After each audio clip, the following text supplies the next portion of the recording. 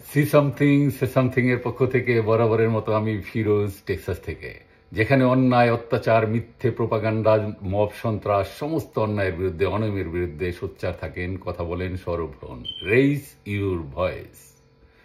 বাংলাদেশের এখন প্রতিটি পত্র পত্রিকায়, সামাজিক মাধ্যম সহ সব জায়গায় শোনা যাচ্ছে ডক্টর মোহাম্মদ ইউনূস পদত্যাগ করতে যাচ্ছেন। যে কোনো সময় তিনি পদত্যাগ করে দেশ থেকে পালিয়ে যাবেন। পালিয়ে যেয়ে সে হয়তো বাকিটা জীবন ভাবতেছে যে আমেরিকা, ইউরোপের বিভিন্ন দেশে আরামে সে ঘুরে ঘুরে বেড়াইবো বাকিটা জীবন। আর বাঁচবেই বা কয় বছর ভাবতেছেন উনি আরামে বাতাস লাগায় শরীরে ঘুরবেন।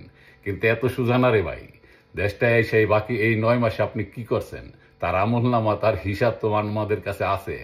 আপনি দেশে ক্ষমতায় এসে এই লাল বদরদের দিয়ে মব সন্ত্রাস সৃষ্টি করেছেন। এই মব বাহিনী দেশের আনাচে কানাচে আওয়ামী লীগের বাড়ি ঘর ধ্বংস করে ফেলেছে, ব্যবসা বাণিজ্য পুরাই ফেলছে, হাজার হাজার মিল ইন্ডাস্ট্রি, গার্মেন্টস ফ্যাক্টরি বন্ধ করে ফেলেছে, প্রায় 3000-এর মতো পুলিশকে হত্যা করেছে। তারপর আপনার নেতৃত্বে এই দেশটাকে একেবারে বিদেশিদের হাতে তুলে দেওয়ার পায়তারা করা হচ্ছে। আপনি করিডোর দিয়ে যাচ্ছেন। আপনি বাংলাদেশের একমাত্র বন্দর তাও ভাড়া দিয়ে দিতে চান। আমাদের প্রতিবেশী বন্ধুরাষ্ট্র ভারতের সাথে সম্পর্ক নষ্ট করেছেন। আর এত কিছু দায় নিয়ে আপনি এখন ভাবছেন চুপচাপ পলায় যাবেন, বাকিটা জীবন আমেরিকা, ইউরোপে ঘুরবেন, গায়ে বাতাস লাগায় ঘুরবেন। এত সুন্দর স্বপ্ন, আহা! আপনার স্বপ্ন কখনোই বাস্তব হবে না।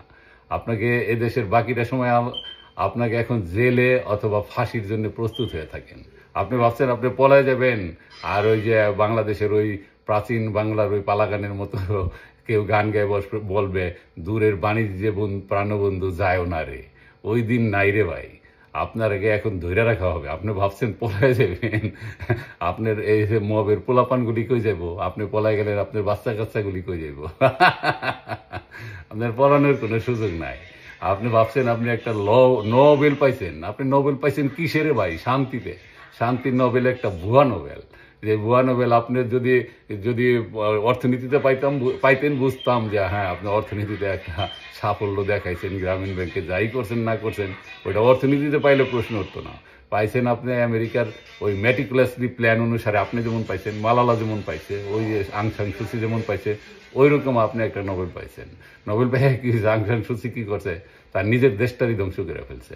এখন নিজের দেশ দুইটা হয়ে যাইতেছে। আর আপনি একজন নোবেলওয়ালা, আপনি বাংলাদেশটাকে দিয়ে দিতেছেন বিদেশিদের হাতে। তারপরে এইরকম যারা নোবেল পায়, আর কি আরেক নোবেল তো সে এখন একেবারে দর্শনের দায়ে জেলে, এখন নোবেল বেচারাই জেলে। আপনার মনে করেন না পালায় আপনি শেষ রক্ষা করতে পারবেন? আপনি পালাতে পারবেন না, আপনাকে ধরা হবে। আপনার প্রতিটি কর্মের বিচার দিতে হবে, আপনার চেলা পোলা প্রত্যেকটার।